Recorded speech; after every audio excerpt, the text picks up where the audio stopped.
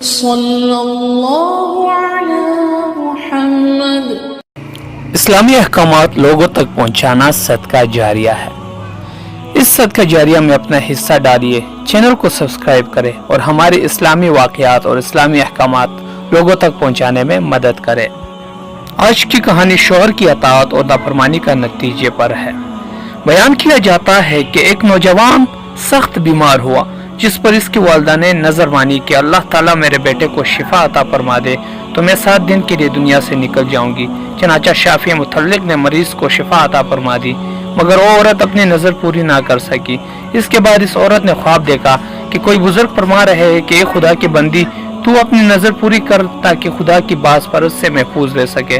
صبح ہوئی تو اس نے عورت نے اپنے لڑکے کو بلا کر تمام واقعہ بیان کیا۔ اس سے کہا کہ قبرستان میں میرے لیے قبر کھود کر مجھے اس میں دفن کر دے۔ چنانچہ لڑکے نے اپنے والدہ کے حکم کی تعمیل کی اور اسے زندہ ہی دفن کر دیا، اور اس عورت نے قبر میں دعا کی کہ اے میرے پروردگار، میں نے اپنی وصیت کے مطابق اپنی نظر پوری کر دی، اب تو مجھے قبر کی آفتوں سے محفوظ رکھ۔ اتنے میں کیا دیکھتی ہے کہ اس کے سر کی جانب ایک روشن دان ہے۔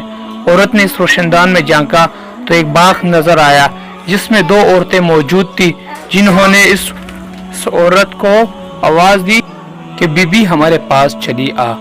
خدا کی قدرت سے اور روشن دان کشادہ ہو گیا، جس سے نکل کر عورت باغیچے میں ان دونوں عورتوں کے پاس جا پہنچی۔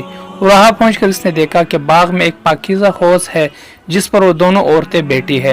اس عورت نے ان دونوں کے پاس پہنچ کر ان دونوں کو سلام کیا، لیکن ان میں سے کسی نے اس کے سلام کا جواب نہیں دیا۔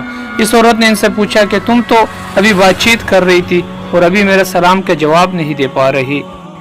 اس کو ان عورتوں نے بتا دیا کہ انہیں سلام کرنے سے روک دیا گیا ہے۔ اتنے میں یہ عورت کیا دیکھتی ہے کہ ان دونوں عورتوں میں سے ایک کے سر پر ایک پرندہ اپنے بازو سے ہوا کر رہا ہے، دوسری عورت کے سر پر ایک پرندہ اپنے چونچ مار رہا ہے۔ یہ دیکھ کر اس عورت نے پہلی عورت سے دریافت کیا کہ تمہاری اس فضیلت کا سبب کیا ہے؟ اس نے جواب دیا کہ میں دنیا میں اپنے شوہر کی فرمانبردار بیوی تھی اور میری دنیا سے رخصت ہوتے وقت میرا شوہر مجھ سے خوش تھا، بس اسی اطاعت گزاری کے صلے میں اللہ تعالیٰ نے مجھے اپنی اس نعمت سے نوازا ہے۔ پھر اس نے دوسری عورت سے معلوم کیا کہ بی بی آخری تمہاری اس کلفت کا سبب کیا ہے؟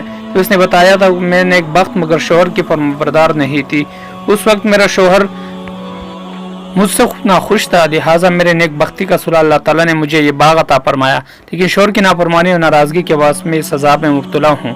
لہٰذا میں تم سے درخواست کرتی ہوں کہ جب تم دنیا میں واپس جاؤ تو میرے شوہر سے میرے لیے سفارش کرنا، ممکن ہے کہ وہ مجھے معاف کر دے اور راضی ہو جائے۔